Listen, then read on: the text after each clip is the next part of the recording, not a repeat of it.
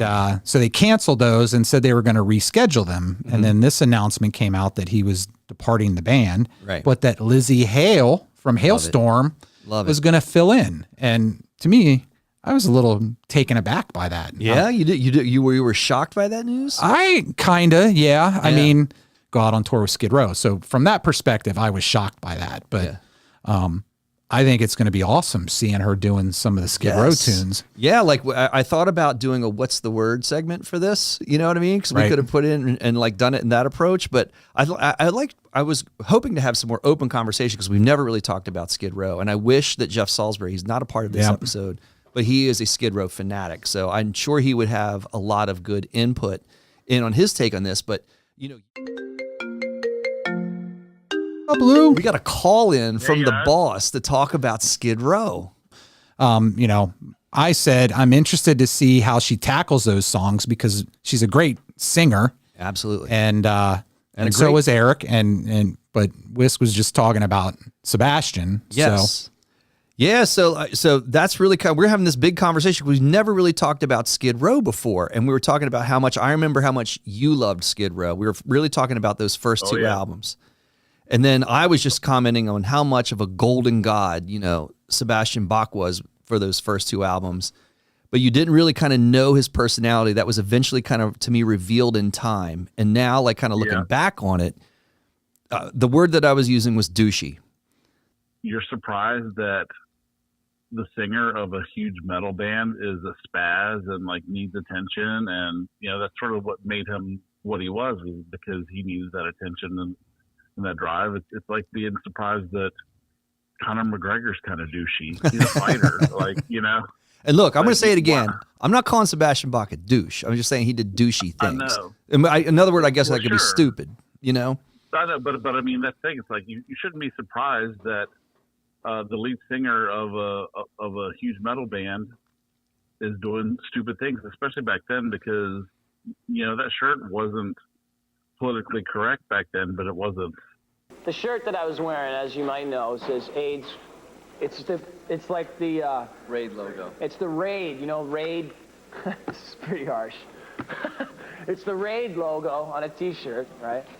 Only instead, and you know on the Raid logo it says "kills bugs dead" underneath it. Well, this says AIDS kills fags dead. And I said, what's wrong with killing little bundles of wood? No, anyway,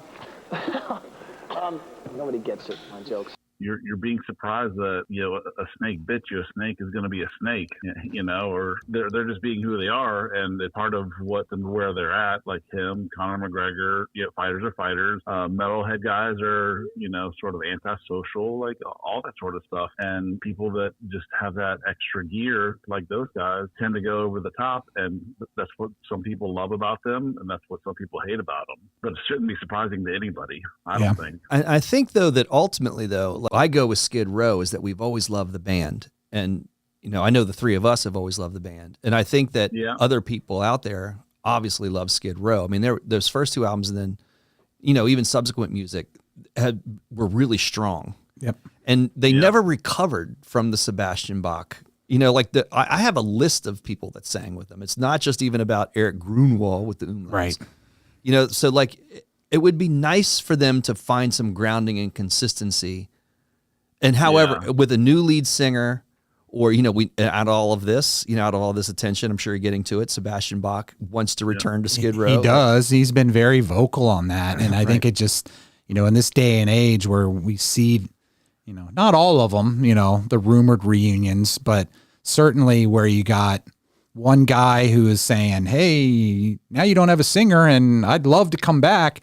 But the divide and the scars that he's created with those guys that they're not even thinking once about bringing him back. I mean, kind of shows, you know, there's probably no amount of money that makes the original band reuniting going to happen. Right.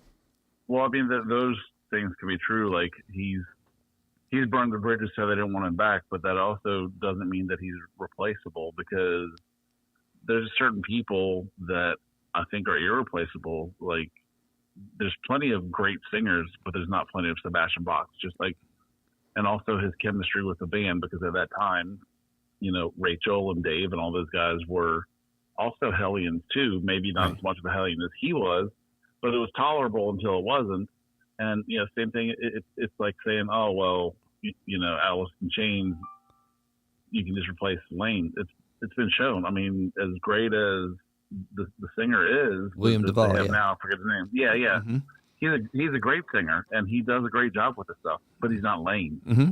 And I think that's the same thing with Sebastian. Is like, you can have people who may even be a better singer, may be in tune better, but they're not Sebastian. They don't have the attitude. They don't have the growl. They don't have whatever. And also sometimes it's like the connection, or even like when people get older, like James Hetfield doesn't have the same sound that he had when he was in his 20s and he was angry and drunk. Sure. True. So I think like they might be searching for something they're never going to get, even with Sebastian. Sure. Well, like in that vein, I think that's where we're getting at with this conversation in terms of rooting for Lzzy Hale, because Kevin and I were talking about how much fans we are of Hailstorm and Lzzy Hale. I mean, I think Lzzy Hale's such a great student of rock and roll. Like she seems to know everything about hard rock and metal. It's amazing. Like, whenever she's hosting a show, that's a talk show, or she's hosting, there's video shows that you see on her, with TV, and she is well-spoken on everything. But I love the quote. I think it hits at the heart at what we're rooting for with the kids, Skid Row. And I have notes, Kevin. Did you notice that? I see that. I have notes today because I want to get Lzzy right. Yeah. Said, I started listening to Skid Row when I was a teenager growing up on the East Coast in central Pennsylvania. They were one of the only bands at that time that truly bridged the gap from my love of 80s big choruses and riffs, but had the same poignant dirt and grime that was seeping into my cracks of my mind during the 90s. I love you guys. There'll be blood left on the stage. That's the spirit you want. Yeah. And looking at like the list of singers that attempted to fill in after Sebastian Bach, that debacle happened, because they couldn't get that together. That's, to me, is the best thing I've heard of for Skid Row in any of the news since the early 90s. Well, and she's got a ton of energy and she's got a great voice.